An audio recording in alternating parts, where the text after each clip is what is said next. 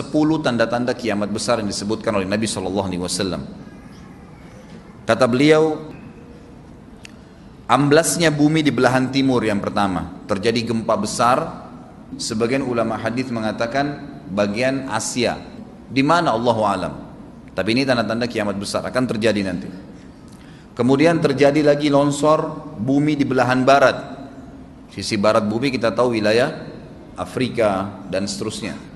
Kemudian amblasnya bumi di Jazirah Arab. Ini yang dimaksud dengan amblasnya bumi, artinya longsor yang besar, yang sulit lagi untuk ditimbun, udah nggak bisa ditimbun, nggak bisa diperbaikin. Kalau di situ ada kota, ada kampung, pasti hancur udah. 3 sekaligus terjadi longsor di 3 titik yang berbeda dan secara waktu atau dalam waktu yang bersamaan. Ini sudah selangsung 3 tanda-tanda kiamat. Jadi pada saat terjadi di timur itu tanda-tanda kiamat besar 1. Terjadi di barat, tanda-tanda kiamat besar 2. Terjadi di Jazirah Arab, tanda-tanda kiamat besar 3. Kemudian di dalam hadis ini disebutkan secara beracak. Nanti sebentar setelah saya terjemahkan hadis ini saya akan sebutkan urutannya. Lalu kata Nabi SAW, kabut yang menutupi bumi ini. Kemudian ada Dajjal. Jadi kabut itu dihitung dalam hadis ini yang keempat. Dajjal yang kelima. Kemudian yang keenam binatang melata. Nanti akan saya jelaskan juga apa yang dimaksud dengan binatang melata. Yang ketujuh keluarnya Ya'juj Ma'juj. Ini juga akan kita jelaskan nanti. Kemudian yang kedelapan matahari terbit dari tempat terbenamnya. Yang kesembilan keluarnya api dari perut kota Aden yang menghalau manusia. Sulit, manusia tidak bisa melalui Jazirah Arab. Kemudian yang ke-10 turunnya Isa putra Maryam. Turunnya Isa putra Maryam. Tentu saya katakan tadi hadis ini disebutkan dan disepakati oleh para ulama sifatnya teracak. Karena cukup banyak dalil-dalil yang lain yang mengurut kejadian ini. Urutan yang pertama dari 10 ini adalah keluarnya Dajjal. Ini urutan pertama. Dajjal, jemaah sekalian, adalah diambil dari kata-kata Dajjalah yang berarti kekacauan. Ciri-ciri Dajjal disebutkan dalam banyak hadis yang sahih adalah mata kanannya yang paling pertama rusak seperti anggur kering. Kata Nabi SAW dalam hadis sahih, ketahuilah Dajjal buta mata kanannya dan Tuhan kalian tidak buta, karena dia akan mengaku sebagai Tuhan. Kemudian dia orangnya memiliki kulit yang kehitam-hitaman serta memiliki dahi yang lebar. Setiap orang beriman bisa membaca di dahinya tertulis 3 huruf kafara. Semua orang yang ngerti tulisan Arab, tidak ngerti tulisan Arab akan bisa tahu dan baca itu kafara, kufur. Rambutnya keriting dan orangnya tinggi besar. Kata Nabi SAW, kalau kalian dengar Dajjal keluar di satu lokasi, maka menghindarlah. Walaupun kalian harus lari ke gunung, dia akan keluar membuat kerusakan selama 40 hari. Kata Nabi SAW, 40 hari itu sehari seperti setahun, sehari lagi yang kedua seperti sebulan, hari yang ketiga seperti sepekan, dan sisa harinya seperti hari kalian. Dia akan keliling muka bumi semuanya, dan kata Nabi SAW, seluruh bumi ini akan dimasuki oleh Dajjal. Tidak tertinggal satu lorong, gang, jangankan kota atau desa, kecuali Dajjal akan masuk ke dalamnya, kecuali Madinah dan Mekah. Tidak bisa dimasuki oleh Dajjal.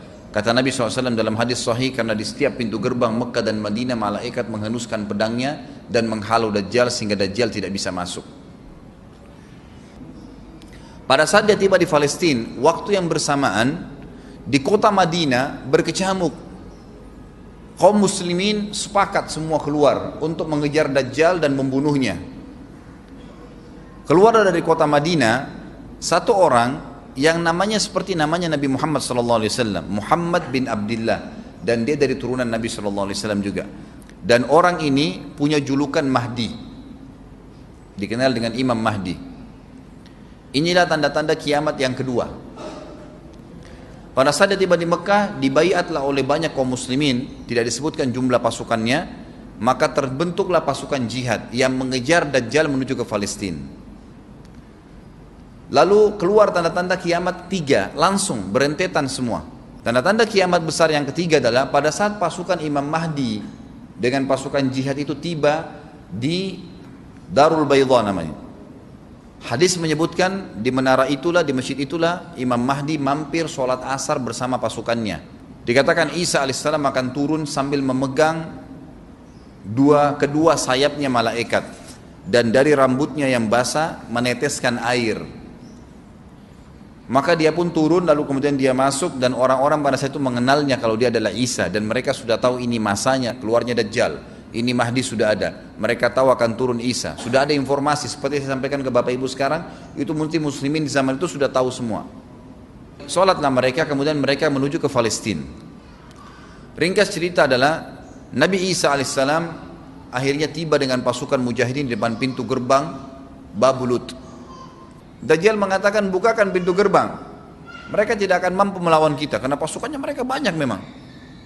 Maka Dajjal dengan sombongnya menunggu di depan pintu gerbang. Pada saat dibuka, Dajjal kaget melihat ada Isa alaihissalam. Dan pada saat itu kata Nabi SAW, Dajjal faham kalau sudah tiba ajalnya. Begitu melihat Isa alaihissalam, dia lari dan badannya sambil meleleh di depan para pengikutnya. Pada saat Dajjal mati, pengikutnya pada ketakutan semua. Mereka anggap Dajjal Tuhan, mereka anggap Dajjal orang yang perkasa lah, orang yang kebal lah, beragam macam kelebihan. Mereka kaget pada saat mati. Maka bertebaranlah mereka dan akhirnya mereka sembunyi di bawah pohon dan di atas batu. Kemudian batu dan pohon akan memberikan penjelasan, hai muslim ini Yahudi, bunuhlah. Maka dibunuhlah pada saat itu mereka. Lalu Nabi Isa alaihissalam memimpin di muka bumi, dan kata Nabi SAW, pada saat itu Islam, agama Islam yang dibawa oleh Nabi SAW akan masuk ke semua rumah di muka bumi, gak tersisa. Satu dunia ini semuanya Islam. Hadis sahih. Maka Nabi Isa alaihissalam memimpin pada saat itu, disebutkan dalam hadis 40 tahun dengan ketenangan menerapkan hukum Islam. Semuanya beriman kepada Allah subhanahu wa ta'ala dan menjadi muslim. Setelah itu keluar tanda-tanda hari kiamat besar yang keempat, yaitu keluarnya Ya'juj dan Ma'juj. Nabi SAW sebutkan ciri-ciri mereka. Mata mereka sobekannya kecil sehingga mata mereka kelihatan seperti sipit, tapi bola matanya besar. Mereka memiliki rambut yang keriting dan mereka memiliki poster yang umumnya seperti poster manusia. Ada hadis yang berbunyi mereka akan mendatangi sebuah sungai, kalau tidak salah namanya sungai Tibria, airnya banyak mengalir. Kata Nabi SAW, mereka semua minum air sungai itu, dan yang terakhir dari mereka datang sudah nggak dapat air. Artinya air sungainya habis diminum. Bayangin berapa banyak jumlahnya tuh. Pada saat itu Nabi SAW mengatakan, Allah berfirman kepada Isa, berkata, wahai Isa, aku akan mengeluarkan hamba-hambaku yang tidak ada seorang pun dari kalian bisa mengalahkannya, termasuk Isa alaihissalam, nggak bisa mengalahkan. Maka selamatkanlah dirimu bersama dengan pengikut-pengikutmu ke gunung Tur namanya. Jadi memang Ya'juj ini ciri khasnya, kata Nabi SAW, mereka memakan apa saja. Jadi bukan seperti manusia normalnya. Mereka membunuh semua yang bukan seperti mereka. Sampai-sampai kata Nabi SAW tidak ada yang bisa mengalahkan mereka, dan jumlah mereka sangat banyak. Salah seorang di antara mereka tahu dia akan mati kalau sudah punya 1000 anak. Kata Nabi SAW dalam hadis Bukhari, kecelakaanlah bagi orang-orang yang ada di Jazirah Arab. Kemungkinan besar makna ini adalah tempat mereka dekat dengan Jazirah Arab. Kata Nabi SAW, kecelakaan bagi orang-orang yang Jazirah Arab karena telah terbuka dari lubangnya Ya'juj Ma'juj sebesar ini. Udah kasih isyarat dengan jari ibu jari sama jari tengahnya. Artinya mereka sudah bisa melihat keluar. Pada saat mereka keluar, maka mereka akan mulai membuat kerusakan. Kata Nabi SAW di dalam hadis sahih riwayat Imam Bukhari, bahwasanya Ya'juj Ma'juj akan membunuh siapapun yang mereka temui. Bahkan pada saat mereka sudah merasa menguasai bumi, mereka melepaskan anak-anak panah mereka ke langit. Lalu Allah menurunkan anak-anak panah mereka sebagai fitnah dipenuhi dengan darah. Maka mereka berkata, kami telah membunuh semua yang ada di bumi dan semua yang ada di langit. Kata Nabi SAW, Allah lalu mengizinkan Isa untuk berdoa kepada Allah agar memusnahkan mereka.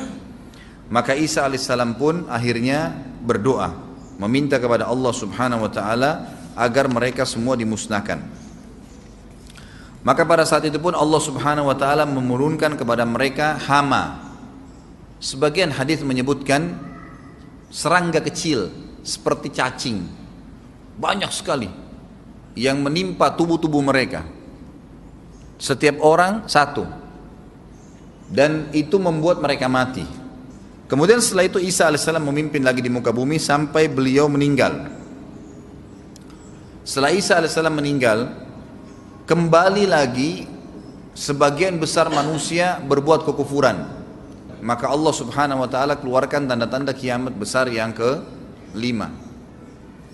Yang kelima ini adalah keluarnya hewan atau binatang melata.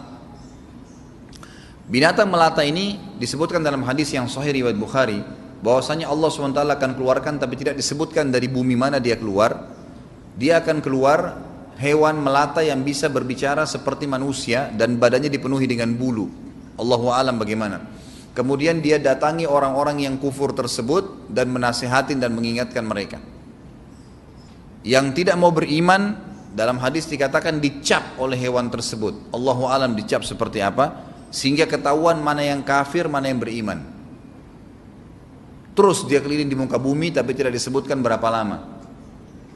Lalu kemudian Allah lenyapkan si dabbah ini. Kemudian datang tanda-tanda kiamat yang ke-6. Tanda-tanda kiamat yang ke-6, 6, 7, 8. Itu berentetan semua. Longsor besar di timur, di barat, dan di jazirah Arab. Ini tanda-tanda kiamat terjadi serentak. Sudah 8. Kemudian terjadi yang ke-9, keluarnya api dari negeri atau dari kota Aden. Kota Aden ini di Yaman ya. Tentu hadis menjelaskan tentang masalah api yang keluar ini, artinya api bukan main-main, ini bukan kebakaran sebuah masjid atau sebuah bangunan 10 tingkat. Api ini bisa menghalau manusia untuk jalan karena panasnya. Sebagian riwayat menjelaskan api tersebut akan berdiri seperti gunung yang besar dan dari seluruh pelosok dunia bisa kelihatan. Kita bisa bayangkan bagaimana itu. Yang akhirnya akan menggiring atau menghalangi orang-orang untuk jalan, susah. Sebagian ulama hadis mengatakan mereka nggak bisa jalan, tidak bisa ada penerbangan, tidak bisa ada orang jalan karena panasnya bumi ini dari api tersebut. Dan itu memang kemungkinan besar akan keluar satu waktu, Allahu a'lam kapan. Dan yang terakhir tanda-tanda kiamat sebelum ditiup sangkakala adalah terbitnya matahari dari tempat terbenamnya. Dan ini sudah terakhir sekali. Makanya kata Nabi SAW, taubat akan diterima sebelum matahari terbit dari tempat terbenamnya. Artinya selama yang lain itu masih ada, masih bisa taubat. Kalau sudah itu sudah sulit. Ini tanda-tanda kiamat.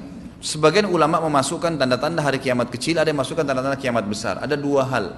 Yang pertama itu adalah keluarnya Dzu Suwakatain. Ada orang dari negeri Habasyah dikenal dengan Dzu Suwaka. Dzu Suwaka ini sak artinya betis. Diberikan julukan Dzu Suwaka karena betisnya sangat kecil. Orang ini Bapak Ibu sekalian, kata Nabi SAW, akan menghancurkan Ka'bah. Dan kata para ulama pada saat itu memang manusia sudah sunyi, nggak ada lagi yang datangin Ka'bah, orang-orang sudah lalai gitu kan. Keluarlah orang ini. Makanya sebagian ulama masukkan dia tanda-tanda kiamat sebelum terbitnya matahari dari tempat terbenam. Ditambahkan ini yang ke-11 gitu, atau ini yang ke-10, terbitnya nanti kiamat yang ke-11. Kata Nabi SAW, dia akan mencabut batu-batu Ka'bah satu persatu sampai rata dengan tanah. Dan saya sedang dilihatkan oleh Allah sekarang bagaimana pada saat dia mencabut batu itu. Hadis sahih riwayat Bukhari Muslim. Yang terakhir, yang kedua, yang berhubungan juga dengan tanda-tanda kiamat, ada yang memasukkan kiamat kecil, tapi ini lebih dekat dengan kiamat besar. Orang yang terakhir meninggal itu adalah orang dari asli suku Madinah yang sedang mengembala kambing. Kata Nabi SAW, orang yang terakhir meninggal dari kalian kalangan manusia, semua orang sudah mati, tinggal dia sendiri, tapi dia nggak tahu. Dia lagi mengembala kambing. Kemudian dia masuk dengan gembalanya ke kota Madinah, ditemukan semuanya tidak ada kehidupan. Nggak ada orang, nggak ada binatang, nggak ada apa-apa, tinggal dia sendiri. Pada saat dia meletakkan telapak kakinya di kota Madinah, maka pada saat itu dia meninggal. Dan inilah manusia terakhir meninggal sebelum ditiup sangkakala terakhir. Allahu a'lam.